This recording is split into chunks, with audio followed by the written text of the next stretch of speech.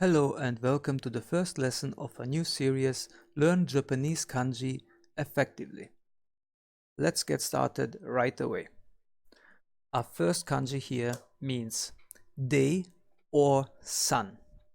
It does resemble a door, and as that we want to remember it. The door, when we open the door in the morning, we go outside. It's a beautiful day, no clouds, just sunshine. We open the door in the morning, the day begins, the sun is shining, and that's how we want to remember this kanji. First of all, let me explain to you the difference between the kun reading and the on reading. We use the kun reading when the kanji is standing alone in the sentence, when he's isolated. However, if he's in combination with other kanjis and creating different words with different meanings, then we use the on reading. So for now, we want just to focus on the kun reading. This kanji is pronounced as he and not as the English hi. However, we can use hi to remember it. For example, hi, isn't it a nice day? On the other hand, the on reading nichi is used, like I previously said, in combination with different kanjis. For example, you might have heard it in konnichiwa, hello, good day. There we have nichi. However, like I said before, for now we will just focus on the kun reading. And later when we start doing the combination, we will also do the on readings. Let's move on to the next kanji. This symbol means stop or halt. Now, what would be a good way to remember this symbol? Well, the upper part of this kanji resembles a person who is trying to stop something, somebody, or a vehicle that is approaching from that side. There might have been an incident or an accident behind him, and he wants to make sure that anything that's approaching him from this side stops. Now, the kun reading for this kanji is tomaru. We can remember this by giving this person a name, the one who's standing there. We call him Tom because of tomaru, and Tom stops somebody, right? Let's move on to the next kanji. This is the symbol for eyes, eye, eyeball, vision, look, and so on. We can remember it as eyes who are presented vertically. We have the left eye, we have the right eye, and we have naturally some space between, like it's usually the case. The kun reading for this kanji is me. A good way to remember this me is by using me. For example, in the sentence, look towards me. This includes look and me, even though we actually pronounce it as me. Let's continue. This symbol represents place, spot, scene, and it actually consists out of two smaller parts. To the left side we have the Roman alphabet letter P, which also is included in place. So this is already a good point. Another P, a lot of P's today. On the right part, on the right side, we have something that resembles a tower, a guard tower, doesn't it? And what's a guard tower good for? Well, you have a great overview over the place, over the spot, over the scene. Now, the kun reading for place, spot, scene is tokoro. How could we remember this effectively? Well, Tokyo is actually a rather interesting place. It has interesting spots and a beautiful scenery. So we could remember it through Tokyo, tokoro. Let's move on. This is the kanji for house, home. It is also included in family, for kazoku, for example. However, how do we remember this? Well, the upper part is rather easy because it looks like a roof.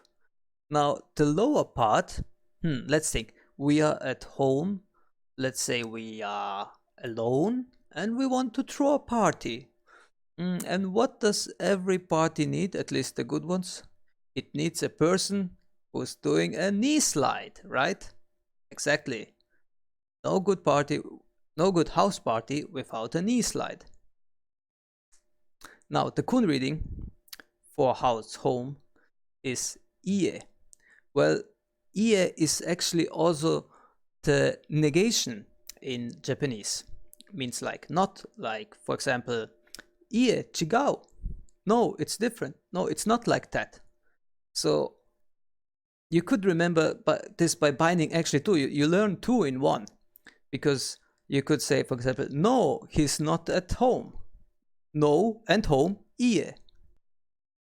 All right, before I proceed, let me first tell you that we have here a combination of kanji and hiragana. Now, what's this all about? The Japanese language uses actually 3 different systems for writing. We have the katakana, we have 46 katakana letters, and we also have 46 hiragana letters. And then, of course, we have tons of kanji, which are originally from China, but that's a different story.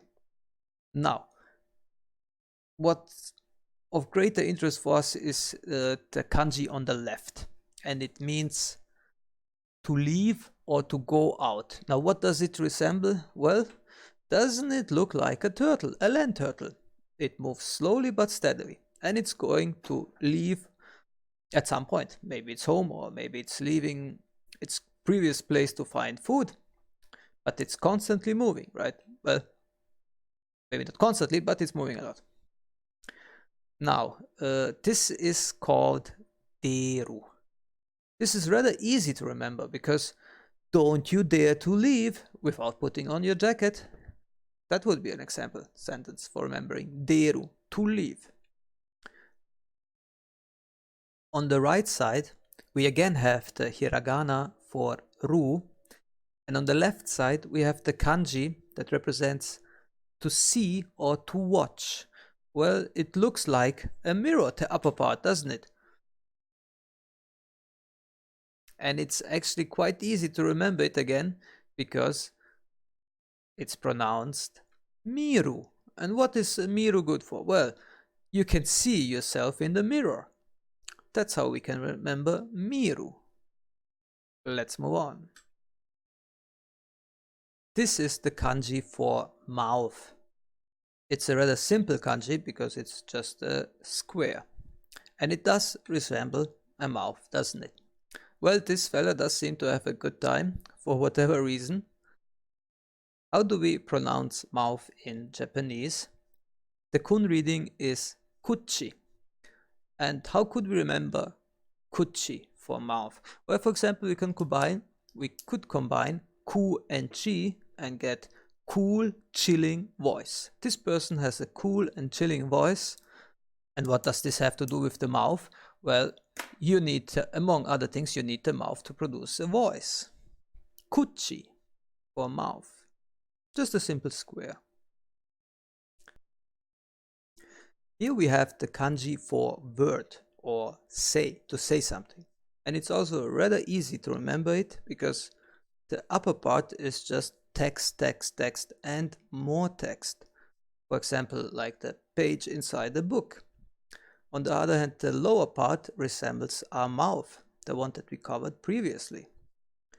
And in combination, we get the kanji for say or word. Now, its kun reading is pronounced iu. However, with the modification, it becomes imas, imashita, itte, itta, and so on. So you want to remember the i here as the starting point. And that's rather easy, because you can set it as I have to say something, or I have a word to say, and thus you can remember the starting letter I for iu. This is the last kanji for today, and it contains several already known symbols for us. It should be known, because the left side is again just the mouth. The lower part resembles again the mouth. And the whole symbol on the left is the kanji for say and word. Thus, what's the last part? The last part, the right part of this kanji, is the kanji for tongue. And it has a huge T inside. And in combination, We have mouth, word, tongue, and what can we do with the mouth, the tongue, and words? We can talk. We can tell a tale. We can talk all day long. To talk or to speak is pronounced as HANASU. On the right side, we have the hiragana for su, and a good way to remember this is to use the name Hanna. Hanna loves to talk about a favorite book. If you want to test your knowledge regarding these 10 kanji, you can click on the link inside the description and check how many you actually remember. This is it for today.